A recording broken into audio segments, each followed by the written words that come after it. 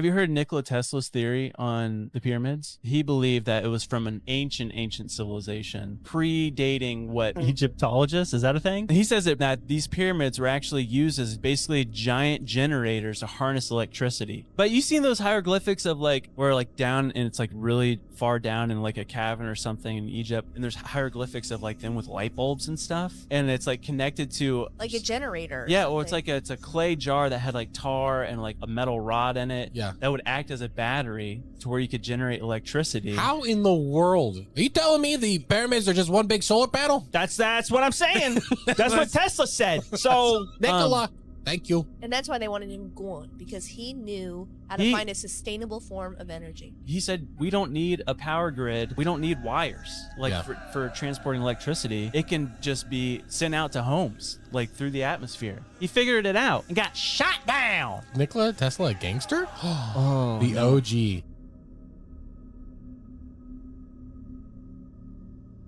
He said that if you were born and right next to you, like your mother and you both put on a watch at the moment you were born, and then you checked that watch 30 years later, if you have a perfect watch, it was never out of time, your watch would have a different time than her watch because you have gone through time differently than she has. Fractionally. I don't understand. Yeah, fractionally. Because the amount of how fast you travel, you experience time in a different way, the path you take in life, the different terrain you travel over the earth, all those factors play in to how much time has passed. Let's say you live alive. on the top of a mountain and she lives at the bottom. You're actually traveling at a faster rate, right? Because it's no different than, like, let's say there's a ball on a tether, right? And you're just swinging it around in a circle, right? The ball at the end is actually going faster than your hand in the middle swinging it around. Gotcha. Right? So since you're going faster, you're actually aging slower. And we're talking about fractions of seconds. Yeah. But over the course of time, it proves that everyone experiences time at a slightly different rate, which proves Einstein's theory that if you do travel very fast in a spaceship and then come back, you would look at your brother who was your age and now he's 100 years old and you're only 30.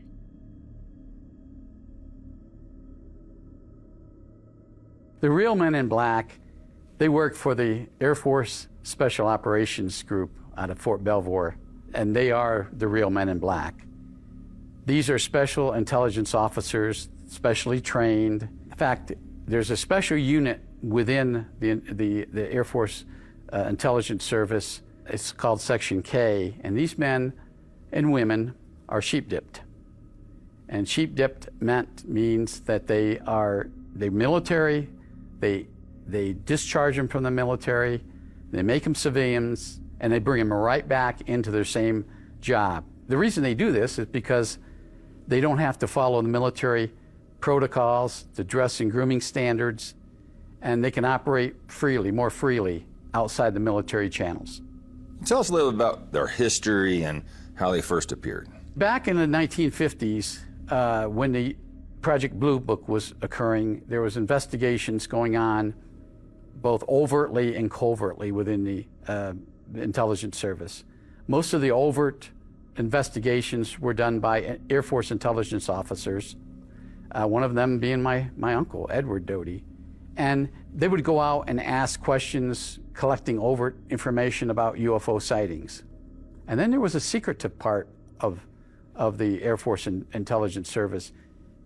The Air Force Intelligence Service had field operating units, and they started in the 50s, and they're even more prevalent even today. What was their main agenda, and who did they actually, work for, or was it multiple three-letter agencies?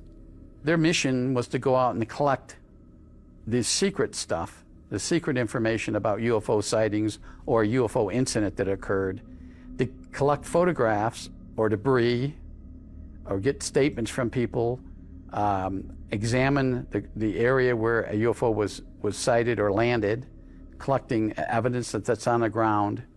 And this was all covertly. So in order to covertly collect, they had to have disguises. And these guys were experts in disguises. Some of them were acting as plumbers, air conditioning repair people, telephone repair people, outside a normal chain. They could easily talk to people. For instance, one incident that happened in Watertown, New York.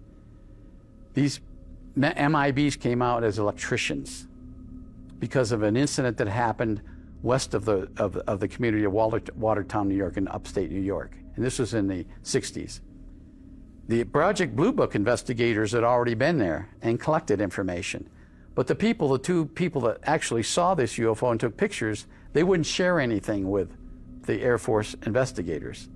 So the Air Force sent in these two men who were posing as electricians, but they were the men in black. And although they weren't dressed in black, they were acting as this covert operating team. And they were able to talk to these people in a normal, everyday contact and ask them, hey, did you see something last week? Was there some kind of a UFO incident? Well, these people opened up to these two, and they obtained the photographs that the Air Force wanted. At what point in a mission do they actually show up? They come later. They come after the initial investigative team arrives. Either Project Blue Book investigators, or after that, the investigators that arrived on scene to collect the evidence or interview the witnesses to this. And then, depending on what information that the initial investigative team obtains, then the MIBs come in. Now, the story is that the MIBs are always there at every scene or every incident, and that's not true. These guys come in on legitimate sightings. They come in and get the real important stuff that the initial investigative team didn't get. So what are their missions tasked for other than that? Are they debriefed before, of course, they go out to these investigations? Yes. They somehow know of the incident, and that's sometimes questionable how they know. And then they have a specific mission of what they need to collect. If they can't get the information overtly, they'll get it covertly. And believe me, if they want the information, they're going to get it. By hook or by crook, they're going to get the information. And they'll use any means necessary, including surreptitious entries into the residence to steal those photographs or the information that's needed.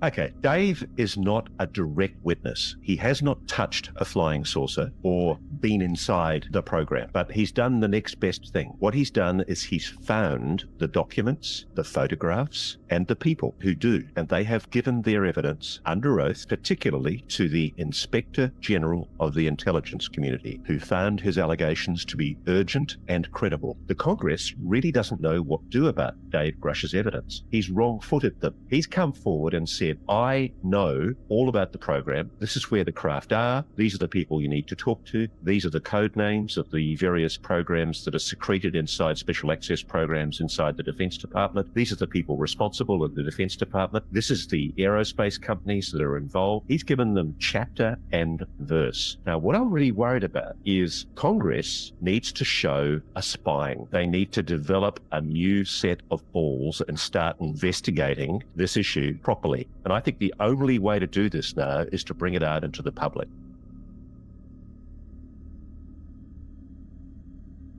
It's private corporations that are running the special access programs. They're the mafia. They don't want anything examining what they do. They've got the future in their possession. They've got the most exotic technology and science imaginable, and they have it. Why would they possibly want to share it? And that's where the dark programs, I think, come in, the skunk works. It's where the government and big business somehow are interlocked that we don't know, and there's somebody's getting that money, and so it's going somewhere. Recently declassified documents now shed light on the other aspects of BASS and information that may have originated from some of these older programs. There were 119 alleged crash retrieval cases. All we need is one to be true, and it's disclosure right there. 1941, Cape Girardeau, Missouri, where there were 3 bodies recovered. The craft was recovered as well. It's alleged that the bodies in the craft were stored in the basement of the Capitol building in Washington, D.C. July 2nd, 1947, you've got the Roswell crash retrieval.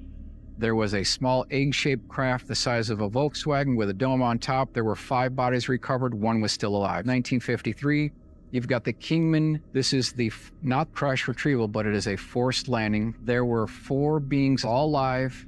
They did establish contact.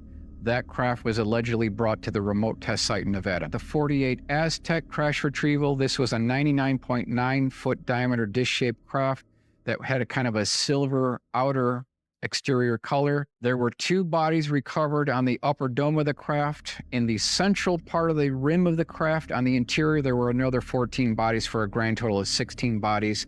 That craft was allegedly brought back to Los Alamos, reassembled, and then the reverse engineering operation began at that point. There's a red line in this whole process that you're not allowed to cross. And the red line is the conspiracy line, basically crash retrievals. Because if you acknowledge that there had been retrievals of this technology and bodies, there is no way to avoid the obvious conclusion that this is a conspiracy.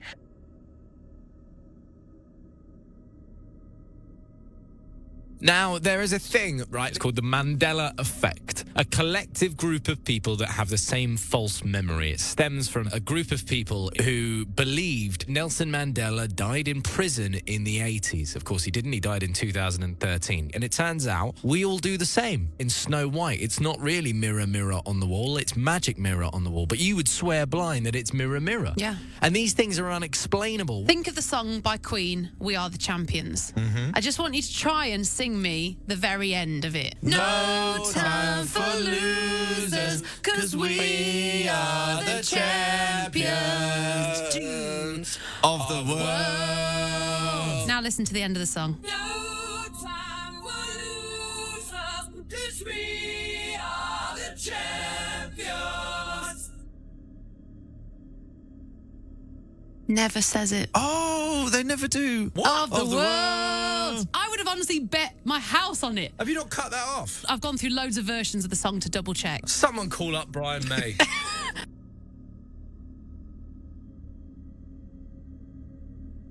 Do you have a Mandela effect that you believe, or you think like 100% is Yes. true?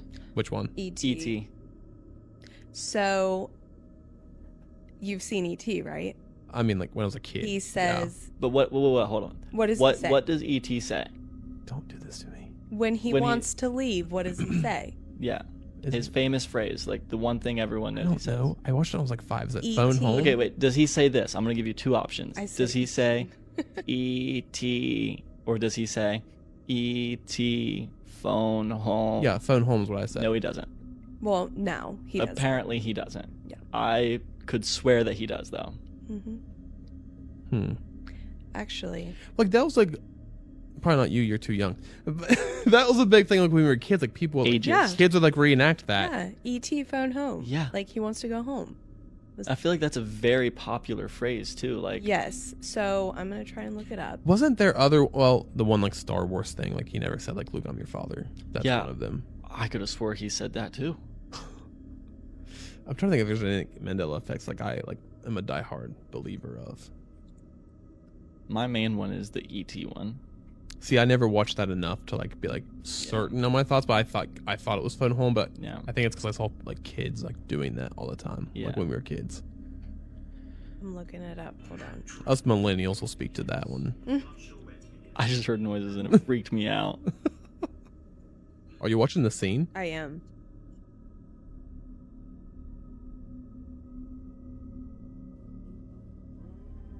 He said phone home. He said it. I don't know what I'm talking But about. is that when he did the finger thing? No. So maybe they're confusing it.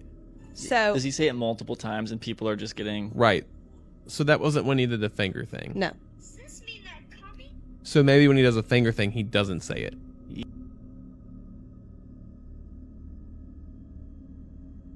These are Mandela effects that will make you question everything you know. I asked people if they remember these robber emojis. More than 90% of people said yes, and some said they have used it. But the truth is, these emojis never existed, and here are a few more. Looney Tunes, the cartoons many of us have seen, wasn't actually spelled like this. This is how it's actually spelled. We all remember Pikachu having a black stripe on his tail, but he never actually had one. Monopoly, the board game all of us have played. We know that the Monopoly man always had a monocle, but in fact, he didn't. He never had one. And finally, the song we've all heard, We Are the Champions. For some reason, we all thought that the song ends with the lyrics, We are the champions of the world. But these were never the lyrics. The song actually ends with just, We are the champions. We are the champions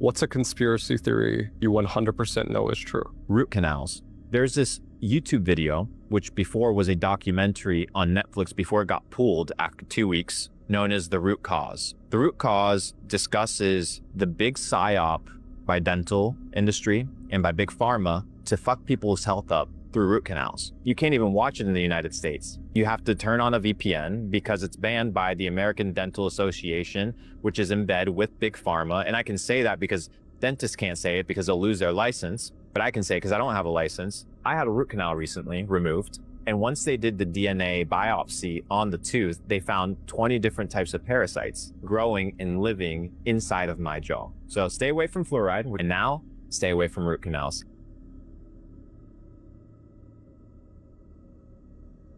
So they used to actually have devices where they could communicate with each other through these glass sphere objects, through the power of the ether. And bear in mind, this was in the 1800s. They had far more advanced technology than we do have now. And the buildings back this evidence up as well. They essentially had FaceTime in the 1800s through these devices. Not to mention, they could create free energy through the buildings and the shapes of these buildings, through those big antennas that you can see on the buildings that would harness atmospherical energy through metals like copper, mercury, specifically red mercury. So then you have to ask the question, where did all this technology go? And why did they remove this free energy technology? And you have to understand that they removed this technology because almost all of it utilized free energy from the ether as the fifth element. And the ether was available to everyone, as the ether is infinite and it was free. But the Rockefellers could not profit from the ether because free energy cannot have a profit to it. So then during World War I, all of these buildings alongside the ether were destroyed, and then all of the documents about the ether were completely fabricated. And that's exactly why you have the electricity you have today, because the profits are extremely high and they can actually sell it, unlike the ether.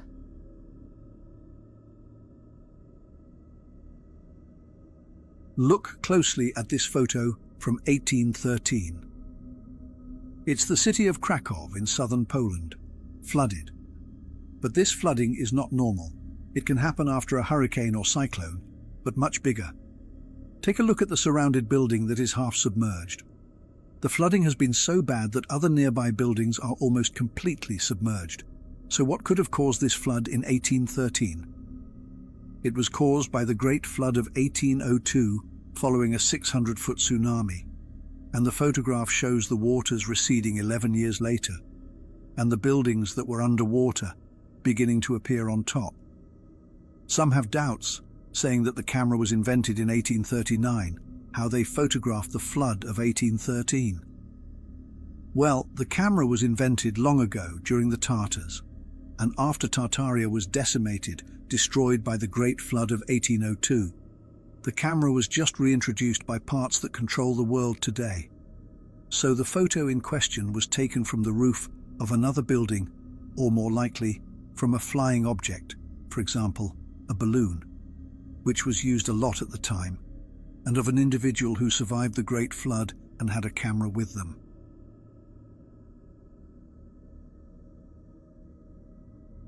The Great Reset Tartaria Skynet.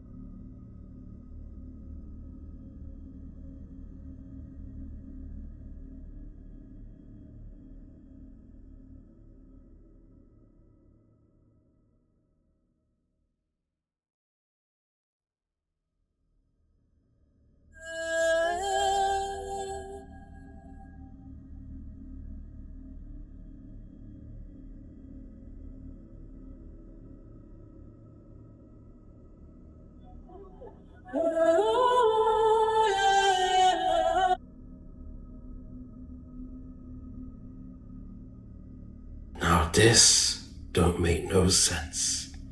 We can't even create these type of statues today. So let me ask you, what type of equipment was they using in the 1500s that could create statues like these? Oh my days. Just look at the detail in the arms. It was like somebody was petrified and turned into stone. I do wonder what technique they was using that they was able to make solid stone appear see-through. It's absolutely fascinating. Certain techniques and methods have definitely been lost over time. Because look at that. Absolutely brilliant. To think that this was done at a time when there was no electricity or no power tools is absolutely astonishing. I've done some further research into this, and apparently they was using artificial stone and artificial marble. However they did it, we sure don't build them like that anymore.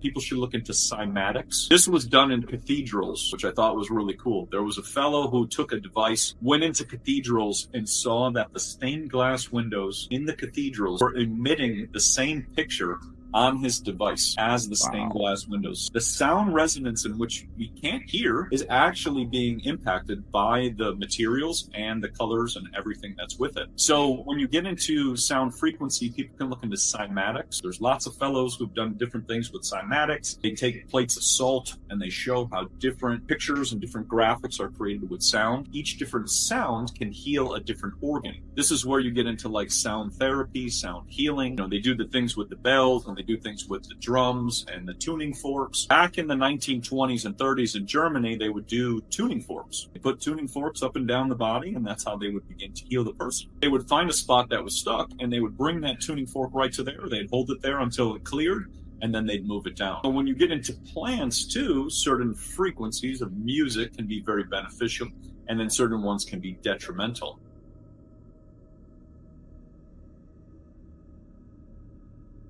Does this really look like progression to you?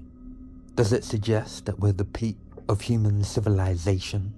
Or have we in fact massively regressed and replaced architecture which not only served as works of art, but were comprised of geometric perfection, with large, brutalist boxes that we see today, perhaps purposely designed to demoralize us and stunt our creativity? Because the old world buildings may have been more than just pleasing on the eye.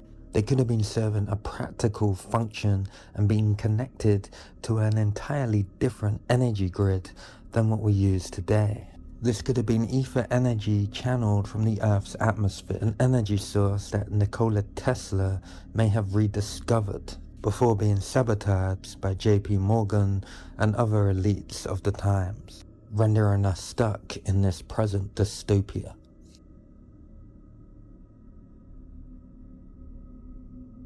A blimp or an airship can easily dock to any of these places, like the Eiffel Tower, for example. It's very easy for them to dock. Also, if you were to gather atmospheric energy, which is what Herman Clausen talked about, at the top of that Eiffel Tower, you could gather energy and you could charge your blimp. Like, you could just easily charge it because you're gathering that charge the entire time. The cathedrals, on the other hand, those could heal the area. They could also help increase plant growth. In the 1897 World Fair of Tennessee, they got tobacco and cotton everywhere. And it's like massive. Like the leaves are like the size of my head. All this abundance of food. And I sat and thought, oh, okay, so let's say you got bells. Let's say you have pipe organs. Let's say you have this building that's just highly energetic. It also helps to energize the rest of the terrain. And I also thought about the bells too. The bells can be used, they used to ward off storms with them. That's what they were talking about. They would ring the bells and they would pray to.